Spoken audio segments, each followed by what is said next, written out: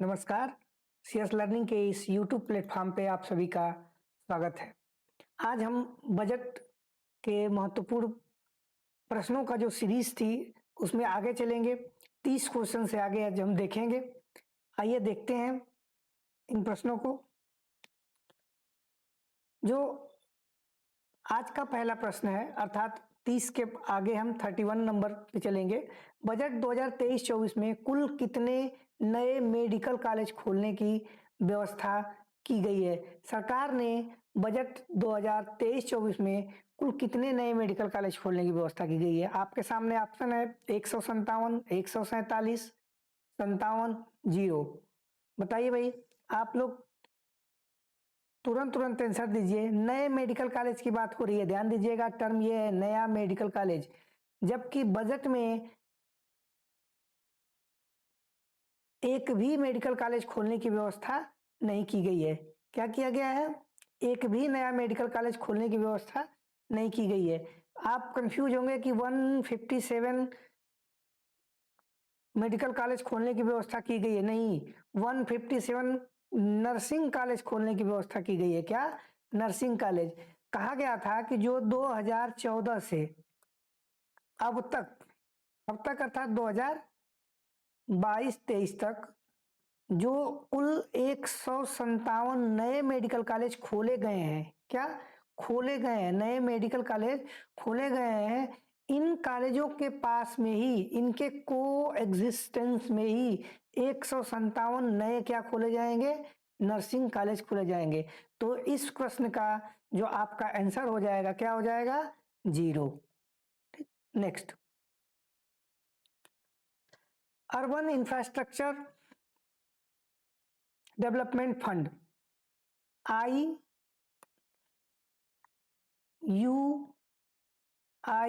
IUIDF हेतु कुल कितने फंड की व्यवस्था की गई है? आपके सामने ऑप्शन है 10,000 करोड़, 1 लाख करोड़, 10 लाख करोड़, 5 लाख करोड़। आंसर आपका होगा 10,000 करोड़। नेक्स्ट, राज्य सरकारों को 50 वर्ष तक ब्याज रहित लोन देने के लिए कुल कितने धन की व्यवस्था की गई है?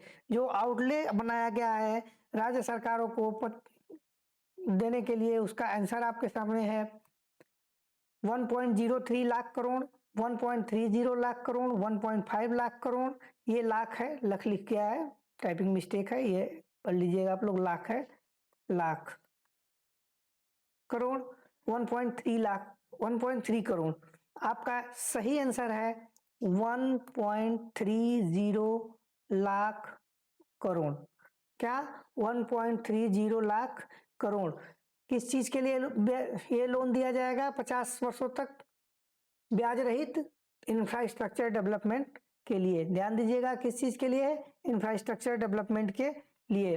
नेक्स्ट क्वेश्चन है, प्रधानमंत्री मत्स्य संपदा योजना के लिए डैश डैश डैश, यहाँ खाली स्थान भरना है, की घोषणा की गई है। कितने की? आपके सामने ऑप्शन है 6,000 करोड़, 7,000 करोड़, 600 करोड़, 70,000 करोड़, 7 लाख करोड़। आपका सही आंसर है 6,000 करोड़। क्या आंसर है सही? 6,000 crore. Next, sickle cell anaemia को समाप्त करने के लिए भारत सरकार द्वारा लक्ष्य रखा गया है। ध्यान दीजिएगा, सिकल सेल एनीमिया। कौन सी cell anaemia? Sickle cell anaemia को समाप्त करने के लिए कौन सा ईयर लक्ष्य रखा गया है? ऑप्शन है 2047, वर्ष 2050, वर्ष 2070, वर्ष 2035। इस क्वेश्चन को थोड़ा सा रिफॉर्म कर दे या फॉर्मेट कर लिया जाए तो इस क्वेश्चन को ऐसे भी बना सकता है, इसका विकल्प इस तरह भी दे सकता है, अमृतकाल के अंत तक। अमृतकाल के अंत तक मतलब 2047 तक। तो आंसर आपका कोई भी हो, अमृतकाल के अंत तक अगर देता है तो भी आंसर सही होगा, या 2047 तक अगर आंसर देता है तो भी आपका आंसर सही होगा। अब यहाँ थोड़ा सा सिकल सेल एनीमिया के बारे में हम लोग जान लेते हैं कि सिकल सेल एनीमिया होता क्या है। कॉमनली सिकल सेल एनीमिया जो है, आप अगर ध्यान से देखें इसको, तो सिकल मीन्स होता क्या है? सिकल मीन्स आपका होता क्या है?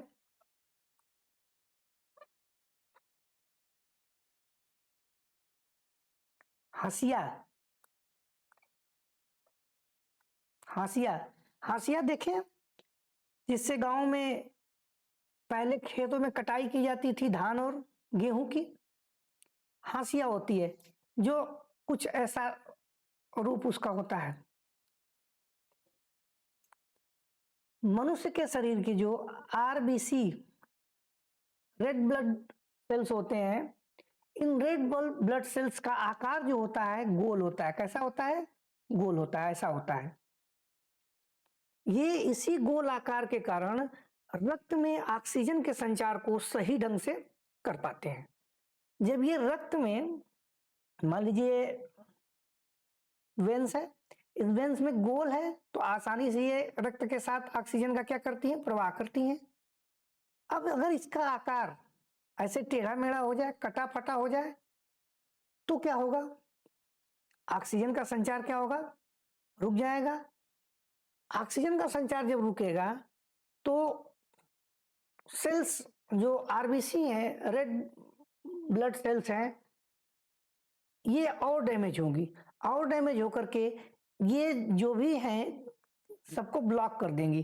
ब्लॉक करेंगी तो हार्ट अटैक का खतरा हो सकता है, और भी बहुत सारे खतरे हो सकते हैं। तो ये होता क्यों है? मनुष्य के शरीर में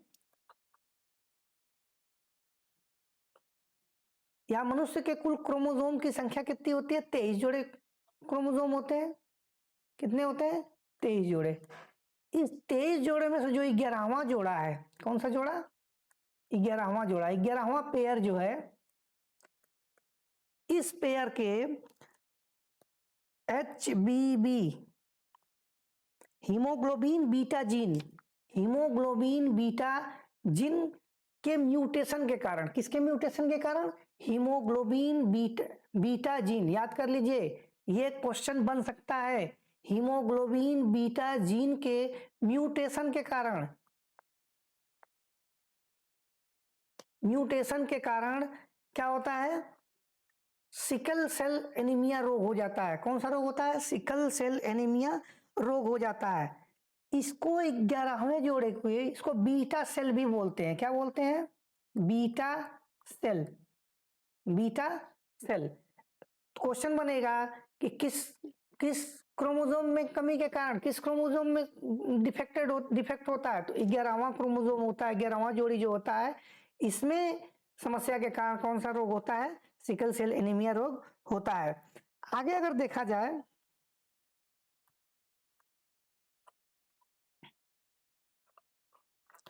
तो जो सिकल सेल एनीमिया होता है, इसके रोग का उपचार क्या है? तो इसका सिर्फ एकमात्र उपचार है bone marrow transplant. Bone marrow transplant हो जाने के बाद कारण आरबीसी का निर्माण सही से होने लगता है, और आरबीसी का निर्माण सही से होने लगता है तो रक्त में ऑक्सीजन का संचार भी क्या हो जाता है? सही हो जाता है, और सिकल सेल एनीमिया की प्रॉब्लम समाप्त हो जाती है। एक क्वेश्चन और बन सकता है यहाँ पे, चूंकि बजट से है तो एक करंट का क्वेश्चन भी आप लोग यहाँ देख लीजिए। सिकल सेल एनीमिया में क्या क्या हो सकता है? यह एक आनुवांशिक बीमारी है। कैसी बीमारी है? सिकल सेल एनीमिया एक आनुवांशिक बीमारी है। तो आनुवांशिक बीमारी में दो लोग होते हैं, पिता माता। मान लीजिए अगर पिता सिकल सेल बीमारी का वाहक है और माता नॉर्मल है, तो अगर इनके 4 पुत्र होते हैं, कितने पुत्र? 4 पुत्र होते हैं, तो इस क्या चांसेस हैं कि पुत्रों में सिकल सेल एनीमिया के वाहक होंगे कि नहीं होंगे? सबसे पहला क्वेश्चन, तो इसके चांसेस कितने होते हैं? 50% चांसेस होते हैं। अर्थात 2 पुत्रों में सिकल सेल एनीमिया के वाहक होने की संभावना है, और 2 पुत्र क्या होंगे? सामान्य पैदा होंगे। कैसे पैदा होंगे? सामान्य पैदा होंगे। तो पहला क्वेश्चन ये बना आपका कि अगर पिता सिकल सेल एनीमिया का वाहक है तो पुत्र कैसे होंगे। तो 50% चांसेस है कि क्या हो, 2 पुत्र सिकल सेल एनीमिया के वाहक हो और 2 बच्चे जो है उनके क्या हो, नॉर्मल पैदा हो। दूसरा ऑप्शन है माता और पिता दोनों सिकल सेल एनीमिया के वाहक हों। ध्यान दीजिए, वाहक अलग चीज है और बुरी तरह से पीड़ित, घनघोर रूप से पीड़ित अलग चीज है। अगर दोनों वाहक हों तो क्या होगा, अगर इनके 4 बच्चे होते हैं, दोनों वाहक हैं, दोनों वाहक हैं और इनके 4 पुत्र होते हैं या 4 बच्चे होते हैं, उसमें बेटा बेटी कुछ भी हो सकता है, गर्ल्स चाइल्ड, बॉयज चाइल्ड, कुछ भी हो सकता है। तो क्या स्थिति बनेगी, पहली स्थिति 2 बच्चे क्या होंगे, वाहक होंगे। जरूरी नहीं है कि जो वाहक हो वह उस रोग से पीड़ित भी हो गंभीर रूप से। जरूरी नहीं है कि जो वाहक हो वह सिकल सेल एनीमिया से गंभीर रूप से पीड़ित हो। गंभीर रूप से जब पीड़ित होता है व्यक्ति तभी खतरनाक होता है। दूसरा क्या होगा, एक बच्चा क्या होगा, पीड़ित होगा, इससे सिकल सेल एनीमिया से गंभीर रूप से पीड़ित होगा और एक बच्चा क्या पैदा होगा, नॉर्मल पैदा होगा। ये 2 कंडीशंस हैं। माता पिता दोनों अगर वाहक हैं, अगर 4 बच्चे पैदा होते हैं, 4 बच्चों के उस पर देखा जाए कर तो 2 बच्चे क्या होने की संभावना है, वाहक होने की। एक बच्चा सिकलिंग होने की, सिकलिंग मतलब गंभीर रूप से पीड़ित होने की, और एक बच्चा क्या होगा, एक चाइल्ड नॉर्मल होने की संभावना है। तीसरा ऑप्शन पे अगर विचार किया जाए, तीसरा क्वेश्चन आपके साथ बन सकता है कि यदि माता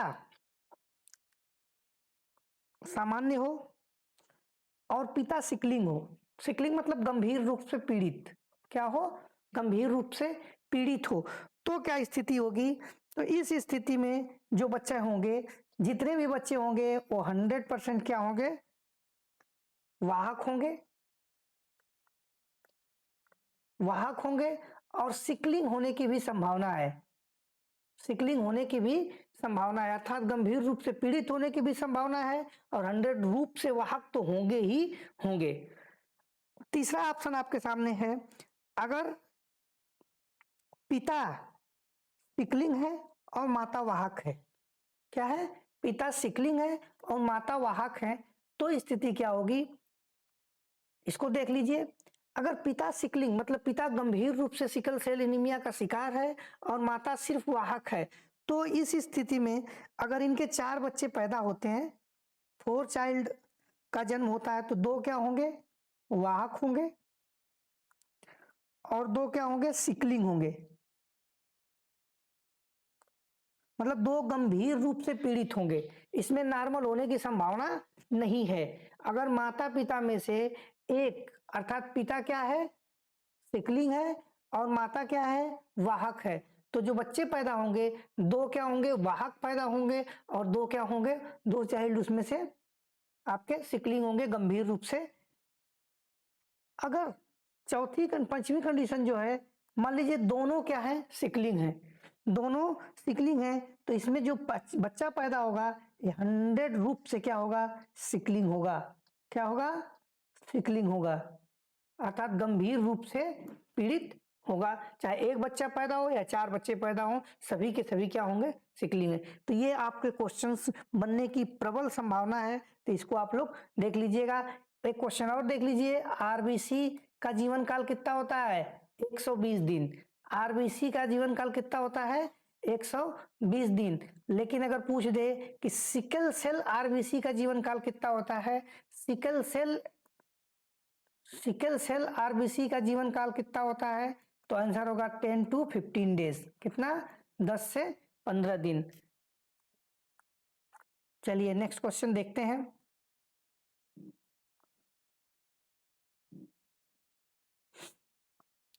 पीएम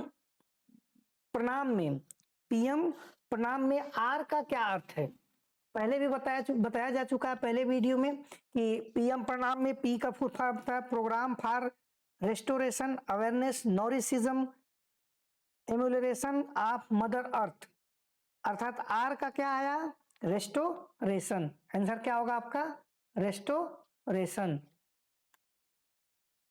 थर्ड विकल्प सही होगा। नेक्स्ट, नेशनल डिजिटल लाइब्रेरी किसके लिए खोले जाने की घोषणा की गई है।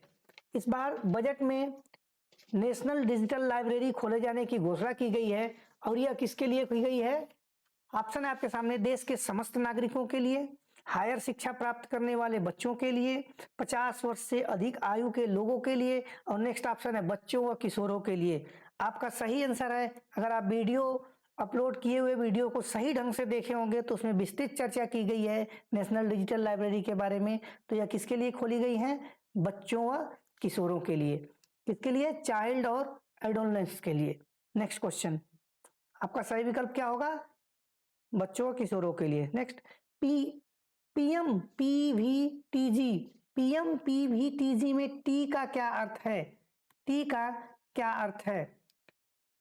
तो अर्थ बताया गया था, P for particularly, V for vulnerable, T for tribal और जी फॉर ग्रुप। किसका अर्थ पूछा, टी का।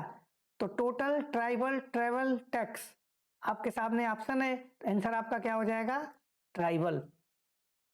नेक्स्ट क्वेश्चन,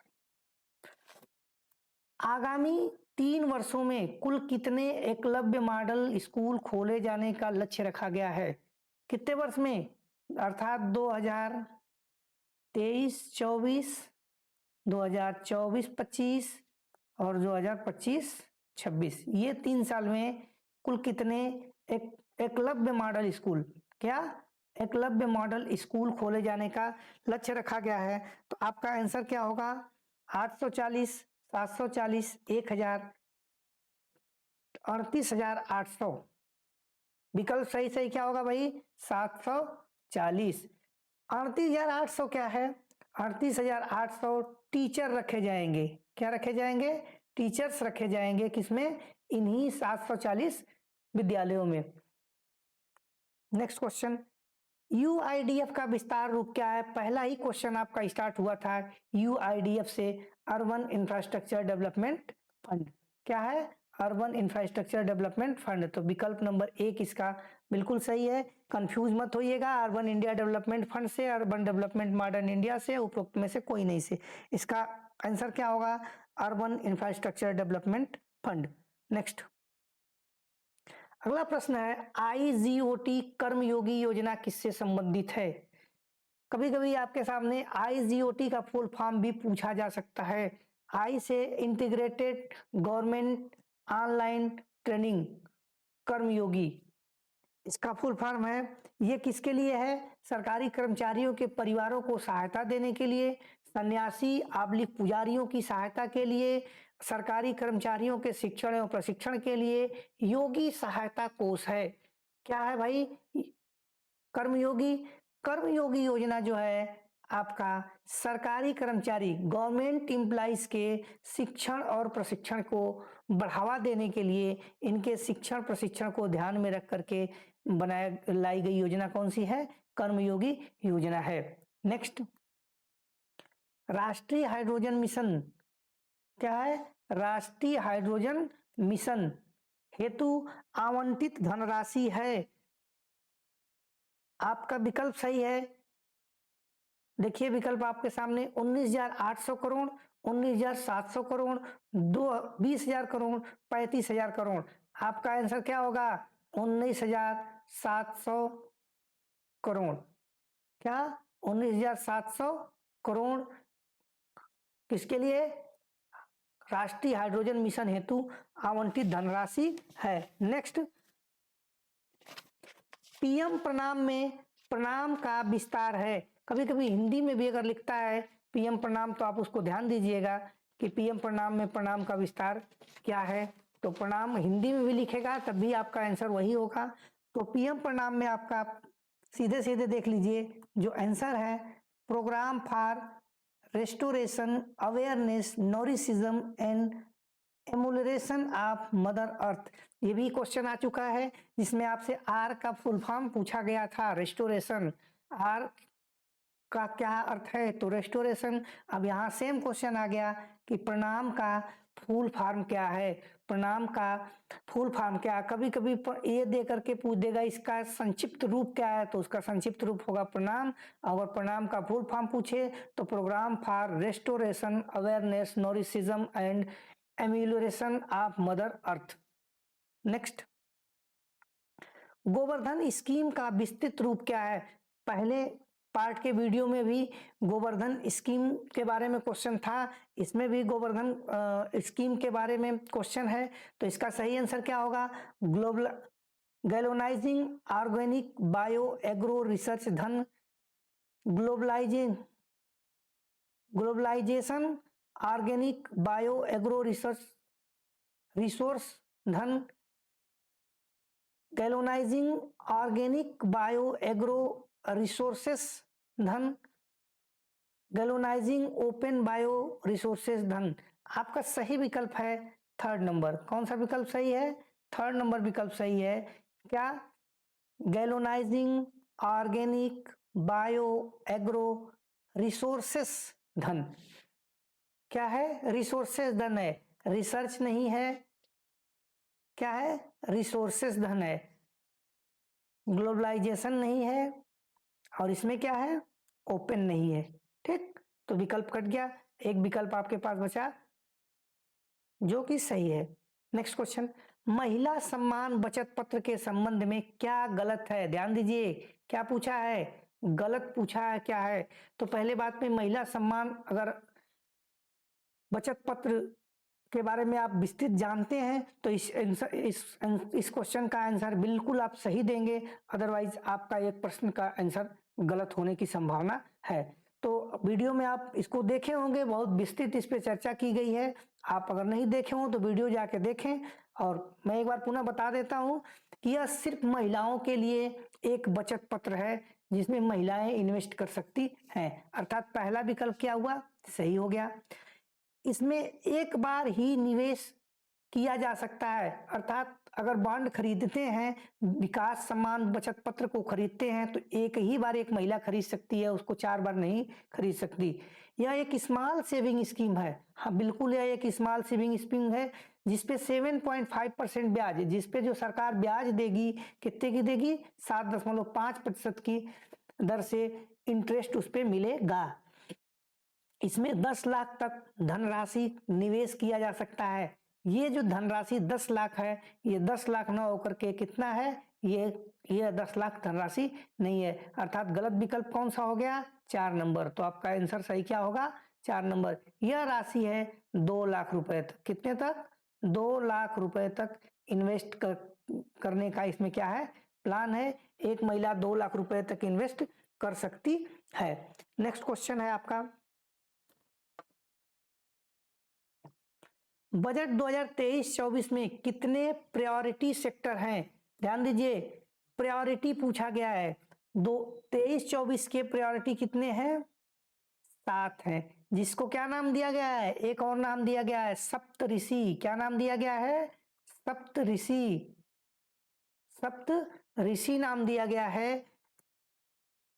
ये 7 हैं, देख लीजिएगा, सातों को बहुत विधिवत ध्यान से पढ़ लीजिएगा। विकल्प में एक नहीं हो सकता है कि निम्नलिखित में से कौन 7 प्रायोरिटीज में नहीं है। बार बार क्वेश्चन बना है, पीछे भी जितनी क्वेश्चंस बने हैं प्रायोरिटीज पे एक क्वेश्चन बना ही है, लगभग एक एग्जाम को छोड़ करके प्रत्येक एग्जाम में आया है। आप इस क्वेश्चन को बहुत अच्छे ढंग से देख लीजिएगा कि 7 प्रायोरिटीज कौन कौन से हैं। नेक्स्ट क्वेश्चन, बजट 2023 में वर्णित सप्तऋषि क्या है। देखिए अभी नाम आया था कि क्या 7 क्या थे, प्रायोरिटीज हैं, यही 7 प्रायोरिटीज क्या हैं, सप्तऋषि हैं। तो बजट 2023-24 में ऑप्शन है आपके पास, बजट में 7 मंत्रालयों का महत्व, सरकार द्वारा चलाई गई 7 स्कीम, सरकार द्वारा 7 प्रमुख क्षेत्रों को दिया गया नाम, आकाश में चमकते 7 तारों का समूह। तो बजट में जो सप्तऋषि दिया गया है, 7 प्रमुख क्षेत्रों जिनका विकास किया जाएगा, उनका क्या है, नाम है, अर्थात विकल्प संख्या 3 आपका क्या हो जाएगा, सही हो जाएगा। निम्नलिखित में कौन सप्तऋषि से संबंधित नहीं है? देखिए क्वेश्चन आ गया, निम्नलिखित में से सप्तऋषि से कौन संबंधित नहीं है? तो पहला ही विकल्प क्या है? समावेशी विकास बिल्कुल संबंधित है। हरित ग्रीन डेवलपमेंट बिल्कुल संबंधित है। महिला एवं युवा शक्ति, युवा शक्ति तो है, युवा शक्ति तो है, यूथ पावर, यूथ पावर सप्तऋषि में सम्मिलित है, लेकिन महिला एवं युवा शक्ति दोनों एक साथ नहीं है, इसलिए महिला और युवा शक्ति वाला ऑप्शन क्या हो जाएगा? गलत हो जाएगा। और वित्तीय क्षेत्र, वित्तीय क्षेत्र तो है ही फाइनेंशियल। नेक्स्ट क्वेश्चन, भारत सरकार का सर्वाधिक पैसा कहाँ खर्च होता है? बिल्कुल पुराना और क्लासिकल क्वेश्चन है जो कि बहुत दिनों से चला आ रहा है, इसमें कोई बदलाव नहीं हुआ है। तो सर्वाधिक पैसा जो भारत सरकार का खर्च होता है कहाँ होता है? ब्याज अदायगी पर। कहाँ होता है भाई? ब्याज अदायगी पर। नेक्स्ट क्वेश्चन जो है आपके सामने, भारत सरकार की प्राप्तियों में सर्वाधिक प्राप्ति वाले विकल्प का चयन कीजिए। सर्वाधिक प्राप्ति वाले विकल्प का चयन कीजिए। आपका आंसर क्या होगा? पूछ रहा है प्राप्ति मतलब रिसिप्ट, रिसिप्ट कहां से सर्वाधिक भारत सरकार को मिलता है? देखिए आइए देखते हैं। GST goods and service tax कितना आता है भाई? 17 पैसा। ऋण एवं अन्य देयताएं 34 पैसा। निगम कर से कितना आता है? 15 पैसा। और आयकर से कितना आता है? 15 पैसा। ये एग्रीगेट फिगर है, लेकिन अगर आप इसे पूरी फिगर को देखेंगे कि पैसे में अगर देखेंगे जो आवंटित है, जो आता है, जो रिसिप्ट होता है एक्चुअल, तो निगम कर आयकर से अधिक होता है। इसलिए कभी भी विकल्प में आयकर और निगम कर में अगर ऑप्शन आपको चुनने के लिए आ जाए कि कौन सा अधिक देता है, तो आप सदैव किसका चयन करेंगे? निगम कर का। तो इसमें सर्वाधिक कहां से आता है भाई? यहाँ देखिए 34 आता है, किससे? ऋण एवं अन्य देयताएं से। भारत सरकार जो ऋण दी है दूसरे को, उनसे जो इंटरेस्ट मिलता है और जो अन्य देयताएं हैं, उससे सर्वाधिक पैसा भारत सरकार को प्राप्त होता है। नेक्स्ट क्वेश्चन, निम्नलिखित प्राप्तियों को अवरोही क्रम में, किस क्रम में? अवरोही क्रम में व्यवस्थित करना है। अब ध्यान दीजिए, उधार एवं अन्य देयताएं से अभी हम लोगों ने पढ़ा कितना पैसा आता है? 34 आता है। 34 पैसा मतलब 34% जो प्राप्तियां होती हैं वो कहां से आती हैं? उधार एवं अन्य देयताएं से। कर भिन्न प्राप्तियों में कितने परसेंट आता है? 6% आता है। सीमा शुल्क में कितने परसेंट आता है भाई? 15, सॉरी, जो आपका सीमा शुल्क है ये आता है 4%। कितने परसेंट पैसा आता है इससे? 4% रेवेन्यू रिसिप्ट होता है।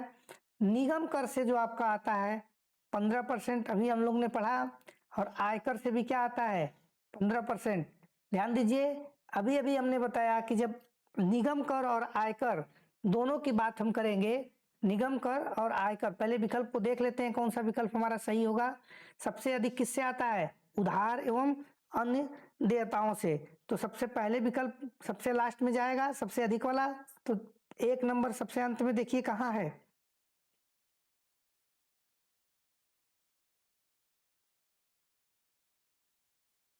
सॉरी, सबसे अंत में सबसे कम।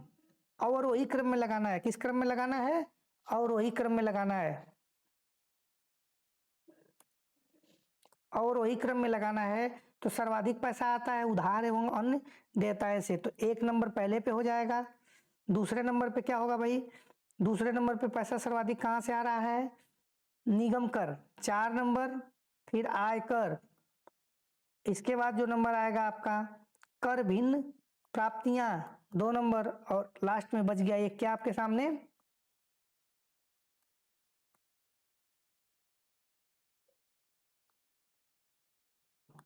लास्ट में बच गया आपके सामने सीमा शुल्क 3 नंबर। देखिए विकल्प मिल रहा है कहीं? थर्ड विकल्प सही है बिल्कुल। एक चीज और देख लीजिए, बार बार आप कंफ्यूज होंगे निगम कर और आयकर में कि इसको क्यों, जब 15-15 दोनों से प्राप्त होता है, 15-15%, तो क्यों हम निगम कर को पहले रख रहे हैं और आयकर को बाद में रख रहे हैं। तो जो निगम कर से शुद्ध प्राप्ति होती है एग्रीगेट फिगर में देखेंगे तो 922,675 9,22,675 करोड़। कितना? 9,22,675 करोड़। जबकि आयकर से जो प्राप्तियां हैं ये हैं आपकी 9,05,75 करोड़। कितनी है? 575 करोड़। अब बताइए सबसे अधिक किसमें प्राप्त हो रहा है, निगम कर में कि आयकर में? निगम कर में, इसलिए निगम कर को हम क्या रखते हैं? आयकर से पहले रखते हैं। तो इसका विकल्प हमारा कौन सा सही है? विकल्प संख्या इसका हमारा 3 सही है। नेक्स्ट क्वेश्चन, सरकार के निम्नलिखित खर्चों को आरओई मतलब असेंडिंग ऑर्डर में लगाना है। किस ऑर्डर में? असेंडिंग का मतलब होता है पहले छोटा, फिर उसके बाद सबसे बड़ा, उसके बाद बड़ा, उसके बाद बड़ा। ठीक, तो बिल्कुल उसी तरह से क्वेश्चन है, विकल्प में थोड़ा सा खाली केवल परिवर्तन है। हम देखेंगे आर्थिक सहायता सब्सिडी में सरकार कितने खर्च करती है? तो सब्सिडी पे 7% खर्च करती है। रक्षा पे देखेंगे तो रक्षा पे कितने परसेंट खर्च करती है? 8% खर्च करती है।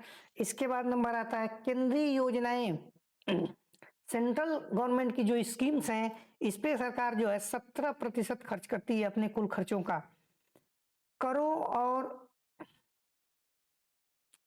शुल्कों है, ये शुल्कों जो है लिख गया गलत, ये शुल्क है। शुल्क में राज्यों का अंतरण, राज्यों को जो अंतरण किया जाता है यह होता है 18%, 18%। और लास्ट है ब्याज अदायगी जो कि सर्वाधिक अधिक होती है 20%। अब ध्यान दीजिए क्रम से इसको लगाना है तो आपका विकल्प क्या सही हो जाएगा? बिल्कुल क्रम है, इसमें कोई परिवर्तन नहीं होगा, अर्थात 1 2 3 4 5 पहला ही विकल्प क्या होगा आपका? सही होगा। सबसे कम आर्थिक सहायता, उससे अधिक रक्षा, उससे अधिक केंद्रीय योजना, केंद्रीय योजना से अधिक कर और शुल्कों में राज्यों को अंतरण, और सबसे अधिक ब्याज अदायगी पे। नेक्स्ट क्वेश्चन, वर्ष 2023-24 में आयकर के कितने स्लैब की व्यवस्था की गई है? ध्यान दीजिए ये इंपॉर्टेंट क्वेश्चन है, कितने स्लैब की व्यवस्था की गई है? 0 से 3 नील, कोई टैक्स नहीं। 3 से 6 5%, 6 से 9 10%, 9 से 12 15%, 12 से 15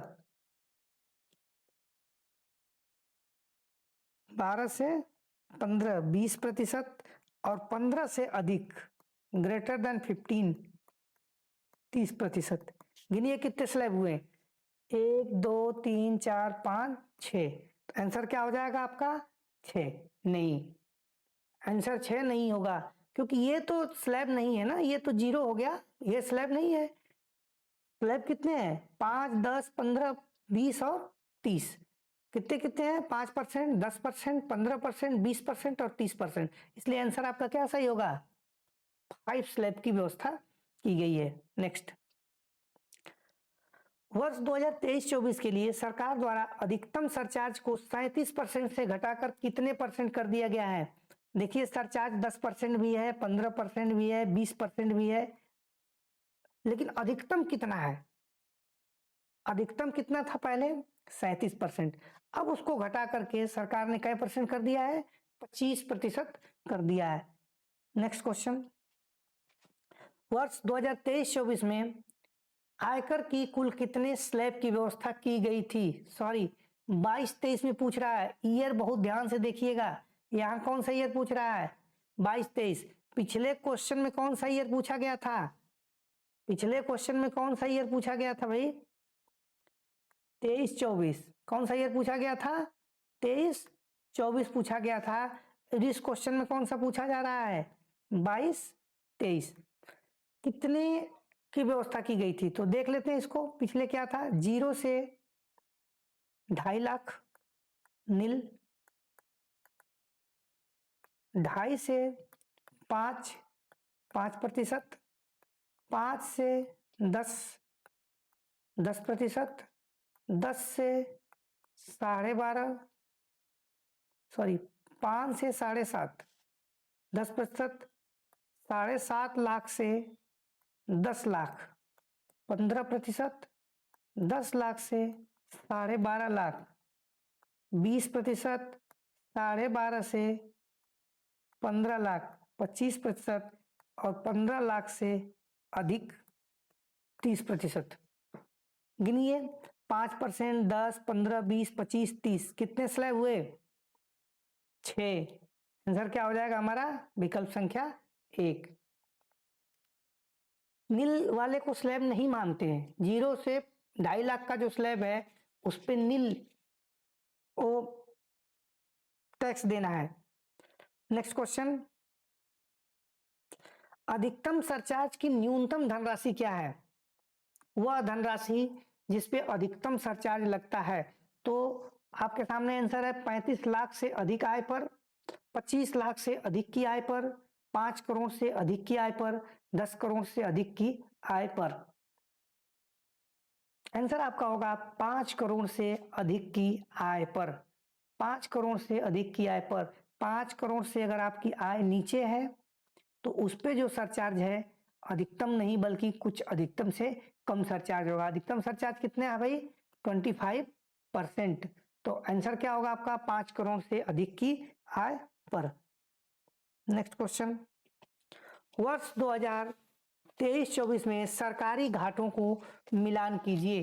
जो घाटे हैं सरकार के, इनका क्या करना है? मिलान करना है। सबसे पहले इसको देख लेते हैं कि घाटे कौन कौन से हैं। सरकार के 3 घाटे हैं, राजस्व घाटा, प्राथमिक घाटा और राजकोषीय घाटा। तो इसको याद करना अगर चाहते हैं तो एक आसान सा ट्रिक है, FRP, फिस्कल, रेवेन्यू और प्राइमरी। फिस्कल होता है जो सबसे अधिक तो 5.9, रेवेन्यू जो दूसरे नंबर पे होगा 2.9 और प्राइमरी जो होगा 2.3। तो मिला लीजिए, इसका विकल्प सही कौन सा होगा हमारा?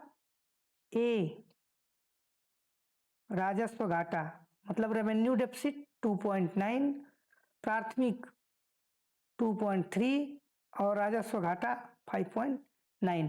तो देखिए कौन सा विकल्प सही हो रहा है? ए का सेकंड, बी का थर्ड, ए का सेकंड, बी का थर्ड और सी का फोर्थ विकल्प इसका क्या होगा? सही होगा। ये 2023-24 के लिए है। नेक्स्ट क्वेश्चन, निम्नलिखित को मिलान कीजिए, किस मद में कितना खर्च किया गया है, इसको आपको मिलान करना है। आइए देखते हैं। महिला कल्याण, फीमेल या वुमेन वेलफेयर के लिए जो पैसा खर्च किया गया है, खर्च करने की व्यवस्था की गई है बजट में, बिल्कुल सीधे सीधे है, 2,23,220 करोड़। चाइल्ड कल्याण, चाइल्ड कल्याण भी बिल्कुल सीधे है, बिल्कुल एग्जैक्ट है, सामने सामने 1,03,791 करोड़।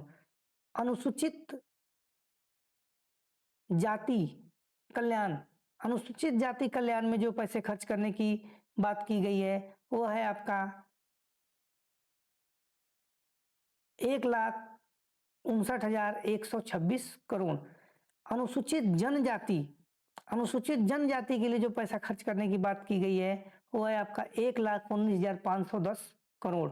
और लास्ट है पूर्वोत्तर रीजन के विकास के लिए जो पैसा खर्च करने की बात की गई है वो है 94,680 करोड़।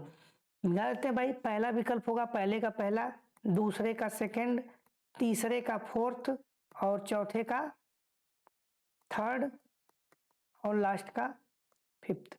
विकल्प में देखिए कोई विकल्प ऐसा मिल रहा है? पहला नहीं है, दूसरा नहीं, तीसरा नहीं है, चौथा नहीं है, सर दूसरा नंबर क्या हो गया? सही विकल्प है। नेक्स्ट, बजट 2023-24 में, बजट 2023-24 में भारत की वास्तविक, ये वास्तविक लिखा है, टाइपिंग मिस्टेक है, इसको पढ़ लीजिएगा, आधा से है। वास्तविक जीडीपी ग्रोथ रेट का क्या अनुमान लगाया गया है? देखिए जीडीपी ग्रोथ रेट का जो अनुमान लगाया गया है आपके सामने ऑप्शन है 6 से 9%, माइनस नहीं है, 6 से 9%। से 8.5%, 6 से 6.8%, 5 से 6.8%। आपका आंसर क्या सही है? 6 से 6.8%, अर्थात विकल्प संख्या 3 क्या है? सही है। नेक्स्ट क्वेश्चन, बजट वर्ष 2023-24 में सर्वाधिक धन किस मंत्रालय को आवंटित हुआ है? ध्यान दीजिए, कोष्टक में ब्रैकेट में लिखा है यहाँ पे प्रतिशत वृद्धि के रूप में। किसके रूप में? प्रतिशत वृद्धि के रूप में। तो अगर जब प्रतिशत वृद्धि के रूप में हम देखेंगे तो सभी मंत्रालयों का आपको याद होना चाहिए कि कितना कितना है। तो जल शक्ति सभी को याद करने की जरूरत नहीं है, 4 सर्वाधिक और 4 सबसे न्यूनतम, या 3 सर्वाधिक 3 सबसे न्यूनतम रख लीजिए। आपका ये विकल्प कभी भी इस टाइप का क्वेश्चन गलत नहीं होगा। जल शक्ति पे देखते हैं, 31.4% अधिक हुआ है गत वर्ष से। नेक्स्ट रेलवे पे देखते हैं, रेलवे में जो हुआ है आपका 48.6% गत वर्ष से अधिक हुआ है। रक्षा में देखते हैं तो 1.5% गत वर्ष से क्या हुआ है? अधिक हुआ है। ग्रामीण विकास में देखते हैं तो -12.3% हुआ है, अर्थात 12.3% क्या हुई है? कमी हुई है। क्वेश्चन में पूछा क्या जा रहा है? सर्वाधिक प्रतिशत वृद्धि किसमें हुई है? तो आपके सामने अब विकल्प है, आंसर है, तो कौन सा सही होगा? रेलवे। रेलवे में कितने परसेंट वृद्धि हुई है? 48.6%। दूसरे नंबर पे जो वृद्धि हुई है किसमें हुई है? जल शक्ति में। किसमें हुई है? जल शक्ति में।